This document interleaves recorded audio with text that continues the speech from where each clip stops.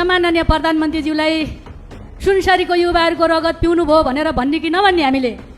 मान्छेको रगत खान मिल्छ? त्यो हानै पर्दैन त्यो ढ्याङढ्याङ गरेर। पूर्व सांसदज्यूले जुन एउटा शब्द बोल्नु भएको छ, जुन मान्छेको रगत पिउने भन्नुभएको छ, यो चाहिँ एकदमै अपमानजनक, आपत्तिजनक, यो एकदम शिष्टता विरुद्ध अनि तपाईँको यो नैतिक नभएको, पतन भएको यो शब्द बोल्नु भएको छ र उहाँको यो बोलीलाई रेकर्डबाट पुरा रूपमा हटाइयोस् भनेर भन्न चाहन्छु। यो भ्याम्पायरले रगत खाने जस्तो चाहिँ यस्तो शब्द नै बोल्न पाइन्छ? मान्छेको रगत खान मिल्छ? त्यो हानै पर्दैन त्यो ढ्याङढ्याङ गरेर। के हुन्छ हानेर?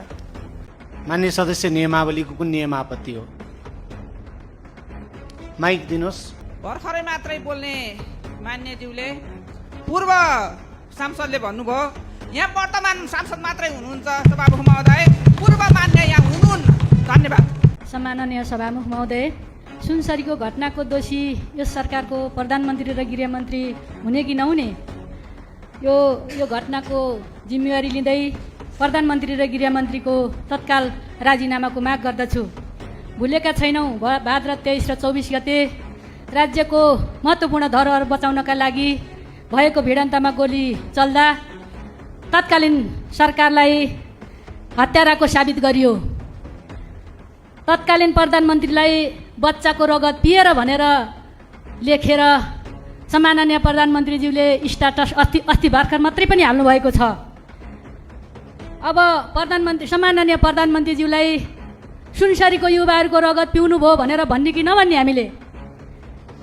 अर्को कुरा, सुशासनको नारा बेचेर बनेको यो सरकारको मन्त्रीहरूको सम्माननीय सभामुख महोदय, भारी मनका साथ म आज यो सार्वभौम संसदमा मेरो गृह जिल्ला बागलुङमा हालै घटेका अत्यन्तै अमानवीय, दुःखद एवं गम्भीर प्रकृतिका घटनाहरूतर्फ नेपाल सरकारको ध्यान आकर्षण गराउन चाहन्छु। बागलुङको निसीखोला गापा र बडीगाड गाउँपालिकामा 7 वर्षकी अबोध बालिकाहरूमाथि भएको बलात्कारका घटनाले हामी सबैलाई स्तब्ध र लज्जित बनाएको छ। हाम्रो समाज कता जाँदैछ र किन यस्ता अपराधिक र पाशविक मानसिकता भएका मान्छेहरू समाजमा हुर्किँदैछन्? दुधे बालिकामाथि भएको यस्तो निज कार्य गर्ने दोषीहरूमाथि अझैसम्मको कडा सजाय गर्न म सरकारसँग जोरदार माग गर्दछु। सभामुख महोदय, बडीगाड गाउँपालिका 17 वर्षीय लजिन थापाको आफ्नै साथीहरूले गरेको हत्याले समाजलाई गहिरो पीडा र त्रसित बनाएको छ। त्यस्तै जिल्लामा आत्महत्याका घटनाहरू पनि दिन प्रतिदिन बढ्दै गएका छन्। बागलुङ नपा 2 का 19 वर्षीय रोहन थापा, जैमिनी नपा कि 45 वर्षीय शकुन्तला शर्मा, बडीगाड गाउँपालिकाकी 80 वर्षीय भूमि सलामीको बेपत्तापछि भेटिएको छ।